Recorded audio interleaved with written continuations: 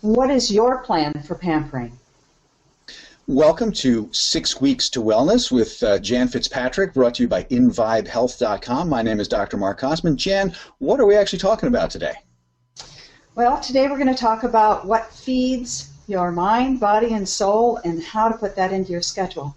Well, that sounds excellent. So let's go into the specifics. What are we actually going to try and cover in this episode of 6 Weeks to Wellness?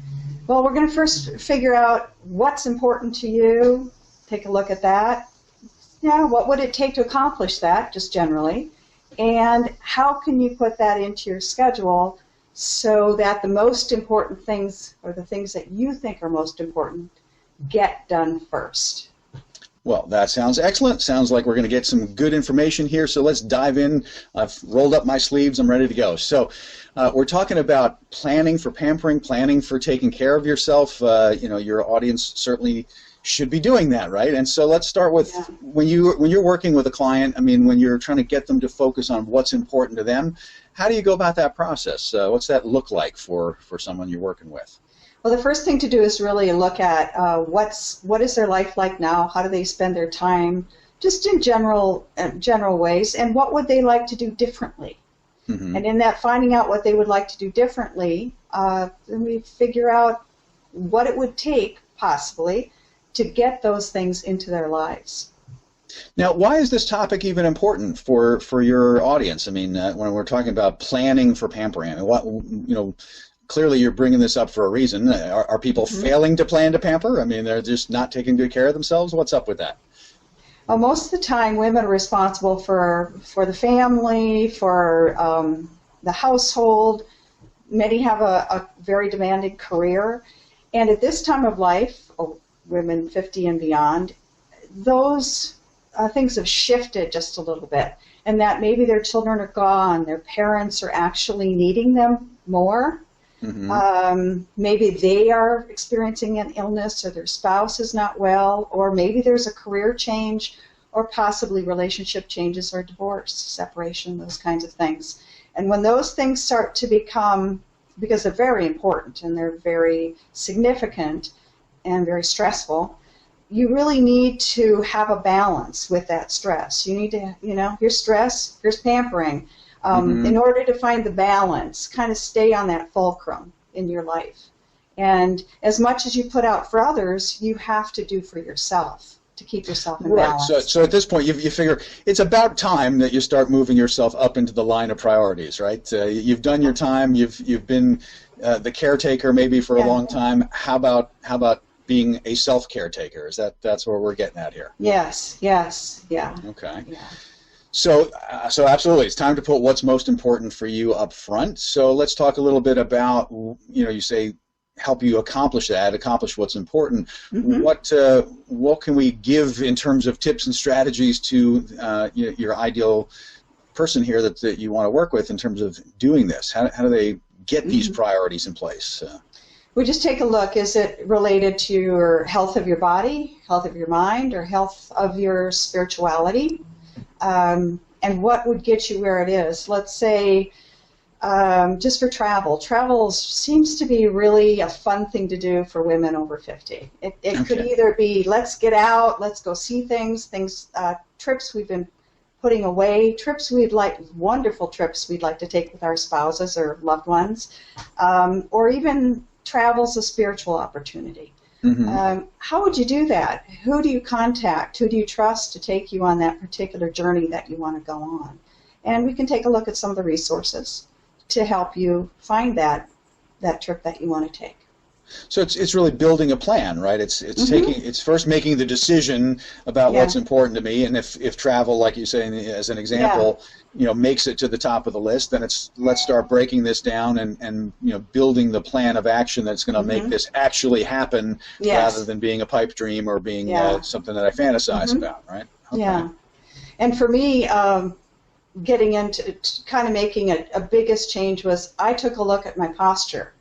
It seems kind of minor, but when I took a look at it, I realized that the stress and the worry and the anxiety that I had been experiencing in the last 12 months had actually reshaped my body.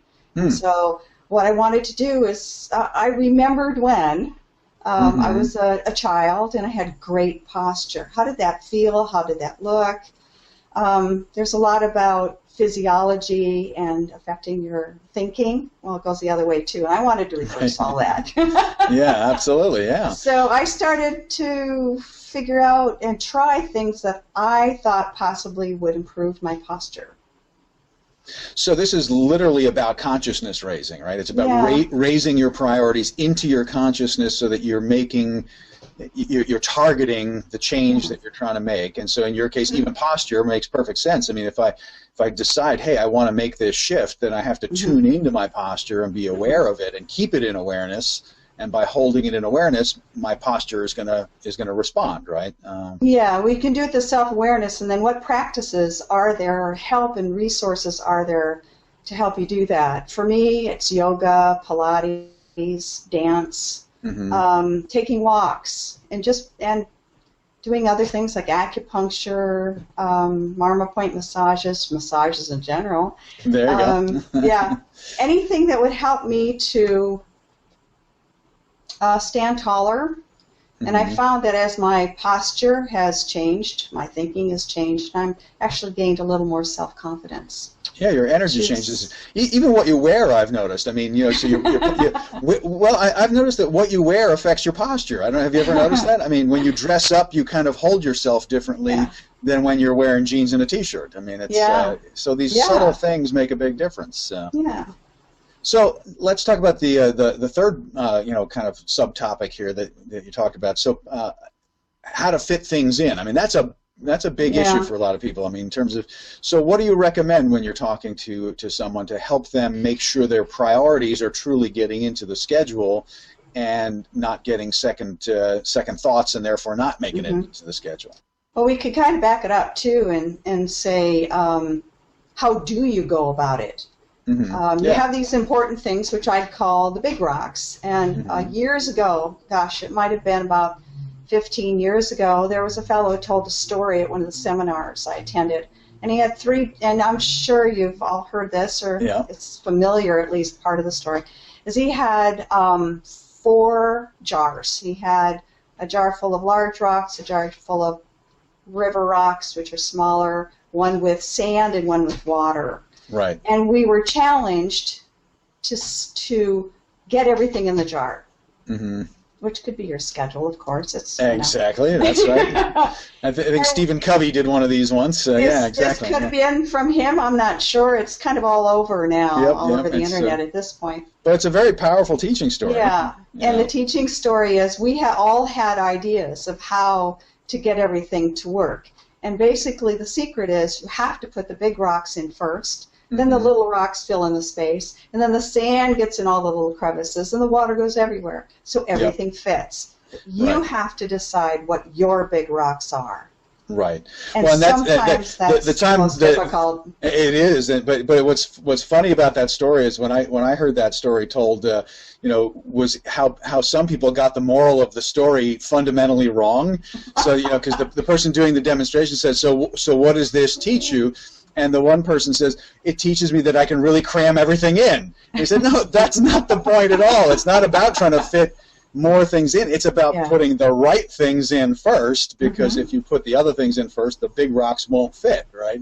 Exactly. It's funny how, I guess that's our culture, right? Is I can achieve even more. No, achieve your priorities. Yes. And so, because some of those rocks, those river rocks, are not going to fit. In there. So you make sure you have the most important things in there first. And when you're looking at your schedule, I did a little exercise for a while where I really broke down my morning. And I realized that to get everything done in the morning, if I'm going to leave at 10 o'clock, which on some days is true, I have to get up 2.5 hours before that to get all of my big morning rocks in. Yep. So that's really you go from what you want to accomplish for that day and back it up. Well, what do I have to do? And the other thing is, if you want to learn something or do something new, what is it going to take? I wanted to learn Argentine tango. Well, guess what? I have to take classes. So I have to put that appointment in on that particular day. And you know what? I want to go to the dance parties. Okay. then I have to put some other, I have to put that into the schedule too. Right. First. Absolutely. Yeah. So obviously what you are recommending to people is that they look at what they're defining as being the big rocks in their life and making space for self-nurturing, self-care, things that feed your mind, body, and soul. Define those first as a big rock and get them in the jar. Yeah. Otherwise, you're going to be, sitting here 10 years later still fantasizing about taking Argentine tango, right? I mean, you didn't define it as a rock and you didn't get it into the schedule. So true. Well, that's excellent. So I think this is great stuff. I think not only women over 50, all of us, but definitely women over 50 should be planning for pampering and taking care of themselves. And so we talked about really focusing on what's important to you, figuring out what's going to help you accomplish what's important, and then this concept of making sure that you're defining things as high priorities and scheduling the high priority things in first, and then letting all the little stuff fill in around it because it fits in better that way. So that's great stuff, and this is the kind of stuff we're going to keep talking about in different episodes of what we're calling 6 Weeks to Wellness, which is a program that you actually do, Jan. Is that right? Yes. Okay, so I'm going to wrap this up for us here at this point for this episode. People can come back and listen to it again, watch it again, but we'll be back with future episodes of 6 Weeks to Wellness from inVibeHealth.com. And Jan, thanks for taking the time to share this with us today. I'll see you again soon. Yep.